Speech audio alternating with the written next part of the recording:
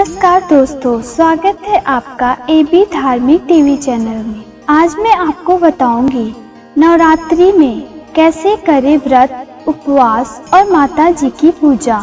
नवरात्रि के दौरान इन बातों का रखें ध्यान। नवरात्रि शुरू हो गई है। इन 9 दिनों में माँ की पूजा, व्रत और उपवास किए जाएंगे, लेकिन आपको इस दौरान कुछ जरूरी बातों का ध्यान रखना चाहिए। मार्कंडेय और देवी पुराण के अनुसार देवी पूजा और व्रत उपवास नियम के अनुसार ही करने चाहिए, वरना इनका फल नहीं मिल पाता है। पुराणों के अनुसार इन 9 दिनों में पूरे संयम से रहना चाहिए और इंद्रियों पर नियंत्रण रखना चाहिए।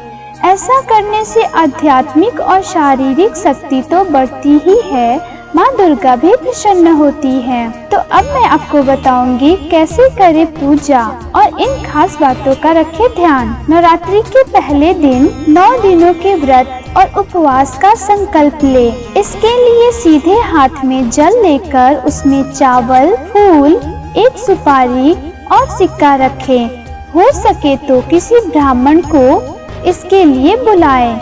ऐसा न हो सके तो अपनी कामना पूर्ति के लिए मन में ही संकल्प लें और माता जी के चरणों में वो जल छोड़ दें। नवरात्रि के दूसरे दिन इन दिनों व्रत उपवास में सुबह जल्दी उठकर नहाएं और घर की सफाई करें। पूरे घर में गौमूत्र और गंगा जल का छिड़काव करें। उसके बाद माता जी की पूजा करें। पूजा में ताजा पानी और दूध से माता जी को स्नान कराएं। फिर कुमकुम, चंदन, अक्षत, फूल और अन्य सुगंधित चीजों से पूजा करें और मिठाई का भोग लगाकर आरती करें।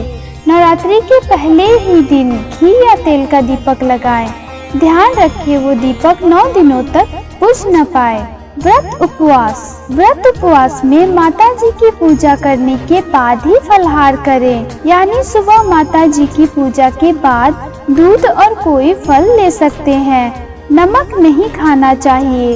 उसके बाद दिन भर मन ही मन माता जी का ध्यान करते रहें।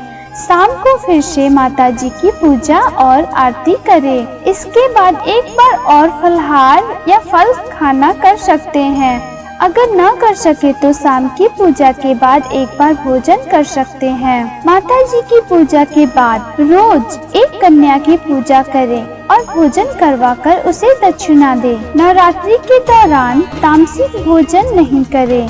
यदि इन 9 दिनों में लहसुन, प्याज, मांसाहार, ठंडा और जूठा भोजन नहीं करना चाहिए। इन दिनों में छौर कर्म न करें, यानी बाल और नाखून न कटवाएं और शेव भी न करें। इनके साथ ही तेल मालिश भी न करें।